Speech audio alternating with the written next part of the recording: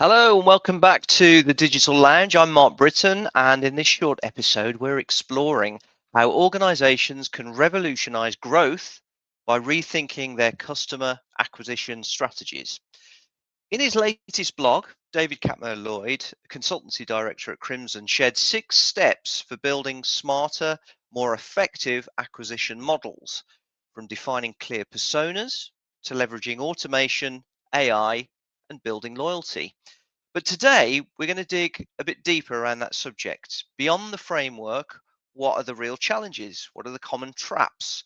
And the practical move leaders can make right now to attract the right customers more efficiently. That's exactly what we're going to be unpacking today with David. David, welcome once again to the Digital Lounge. It's lovely to see you again. How are you doing? I'm very well, thank you, Mark. Good afternoon to you. Good afternoon. Good afternoon. Well, we're recording this on a Friday, so we've both got that Friday feeling, I'm sure. But we'll dig straight in. First of all, David, thank you very much for putting that blog together. And listeners can go and check David's full blog out on the Crimson website, blog.crimson.co.uk. I think this is a subject that's close to my heart as a marketing director.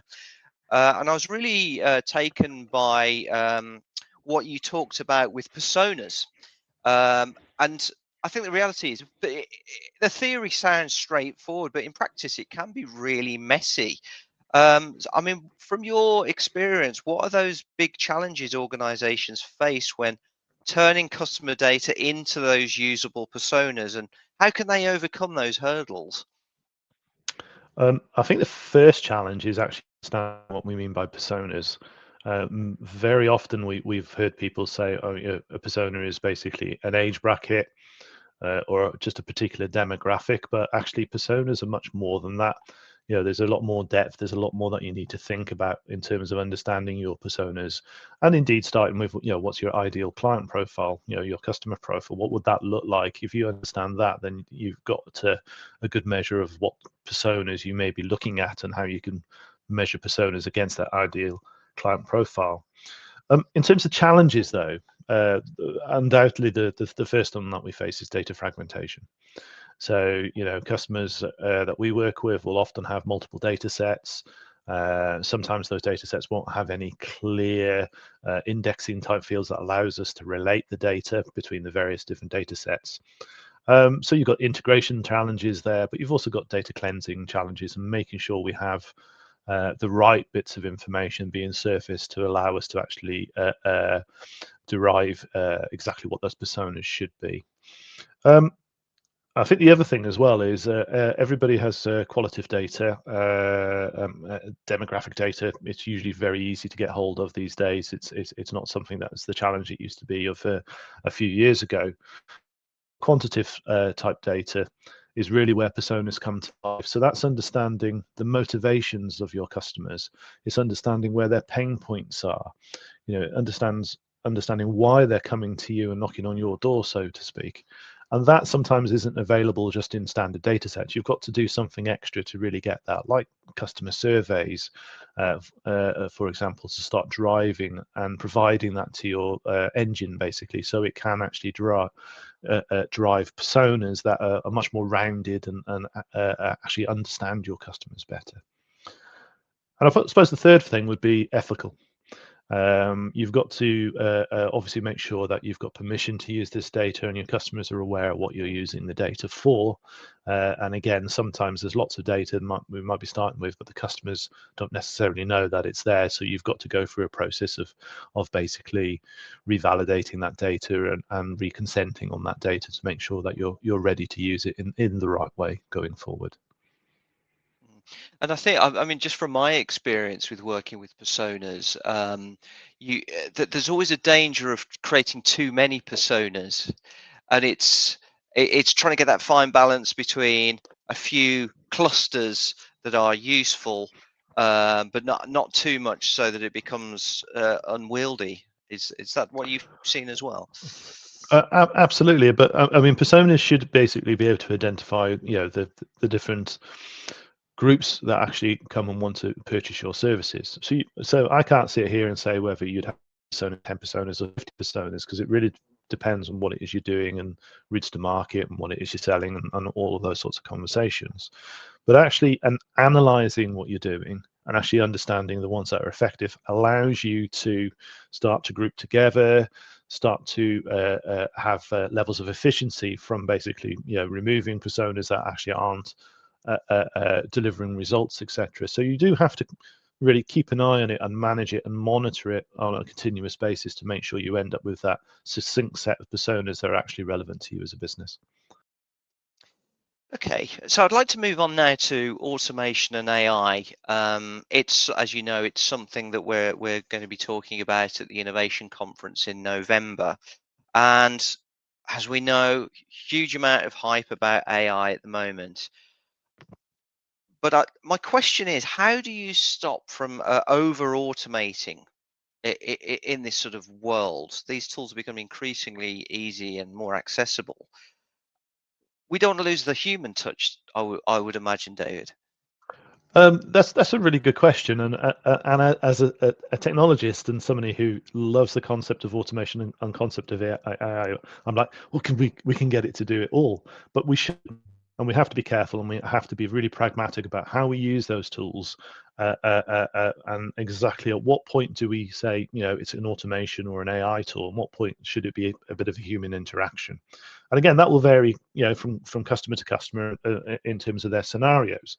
But going back to the sort of the quantitative type data, those emotions, those motivations, those are really, really important parts of AI and parts of our automation type engines, which we need to include to make sure that it is much more relevant to individuals rather than just a real down the middle of automation algorithm. Basically, you fit that algorithm or you don't.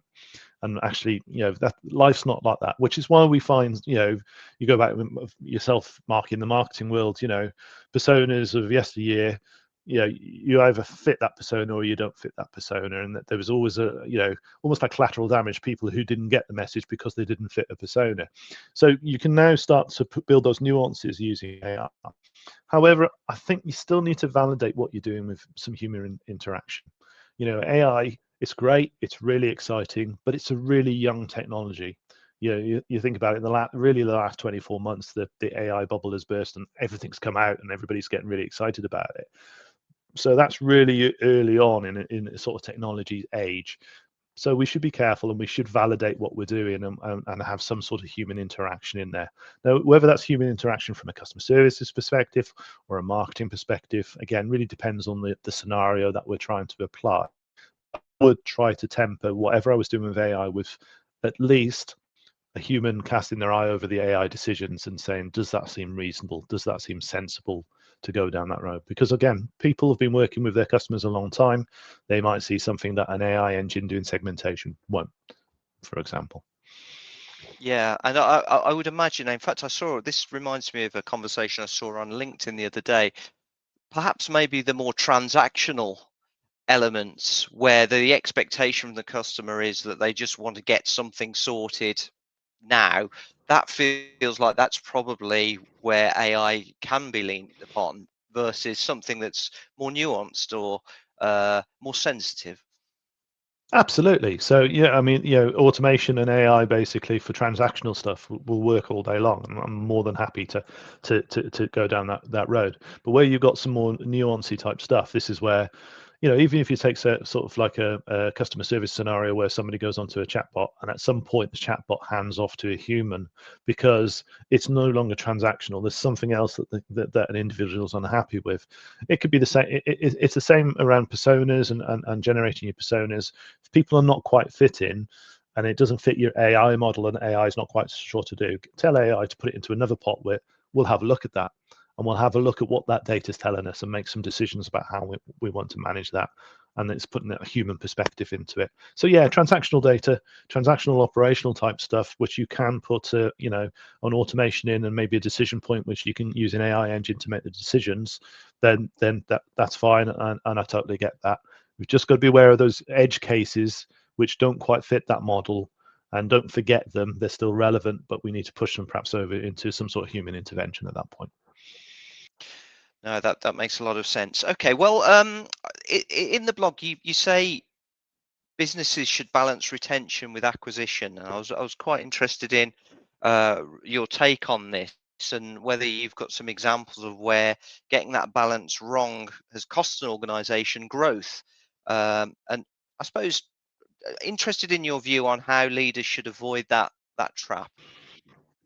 I think the first thing there is how do you measure growth? So different industries might be saying customer acquisition, so the number of new customers coming in, that's what's driving their growth.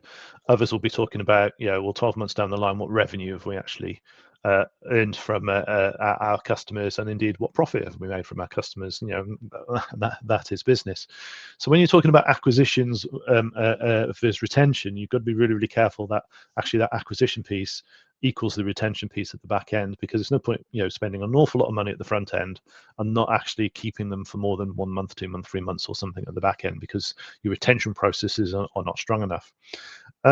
And in terms of sort of the real world, I think there's quite a few stories out there around the SaaS world. So subscriptions, basically software services which are subscribed to, where providers spend an awful lot of money on marketing and sales up front, basically to land that subscription for you. Put your credit card on and start subscribing and using that service. But then you get a problem, once you actually start using the service, and then trying to find a support phone number or trying to actually get a message to them to actually say there's a problem with the service becomes really, really hard, and they get turned off. So you've got to balance basically the effort you're putting into that attraction with the actual retention processes. So yes, marketing, sales, all really, really important to bring them in. But if you're setting expectations with that process and that level of process, match those expectations with your customer support, your customer success processes, your onboarding processes at the back end. Because if you don't, those customers will basically sign off and go, yeah, I'm not interested, I'm going to go somewhere else. And they might well do so before you've actually recouped the cost of acquisition for those individual customers. And when you're in that scenario, your business is on rocky ground, obviously. Yeah, that makes a lot of sense. Well, I suppose if a leader's listening today and they want to reduce customer acquisition costs this quarter, what's the one quick win that you'd recommend that they try, David? So, I mean, really, I would say, look, we've talked a lot about data and lots about AI and lots about automation. Those things will take time to work out and put in place, just purely because there's a few physical things that you've got to do to make it happen. Not least, maybe integrate data sets and those sorts of things. So, if I was going to say, look, what would be a quick win? I'd put something in place to recommend to get customer referrals. So, it's to start rewarding customers who are referring other customers. Your customers are your biggest fans. They're the people out there basically that should be singing your praises and saying, "Hey, do you want a customer to do X, Y, and Z? Go and speak to these people." So if you could put something in place, which might be gift cards, it might be discounts, whatever it happens to be, it might be golfing trips, holidays. Again, the choice is yours. That when a customer basically refers another customer and they get some sort of reward and recognition, they're recognized as being a fan basically of your organization. It's something you can do relatively quickly, but you end up with customers who are coming in, new customers are coming in, who already kind of like you because they've been recommended by somebody else on the way. So I would say those customer referrals are definitely the thing you could do quickly and Yeah, effectively. brilliant. Thank you, David. And just a shout out for a book that I read a number of years ago about referrals called The Referral Engine by John Jansch. It's written from the perspective of a small business, but I think the principles still stay. And he does talk about having a system in place, just like any other system in a business. So I thought that absolutely resonates. David, thank you very much for your Absolutely.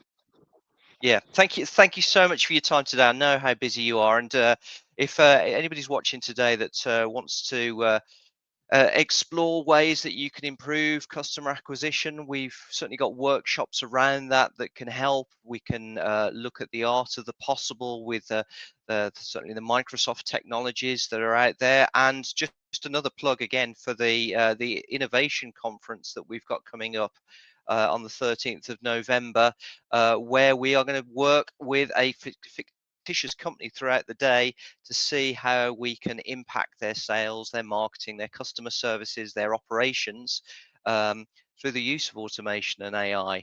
But doing that in a sort of a sensible way, as David has described.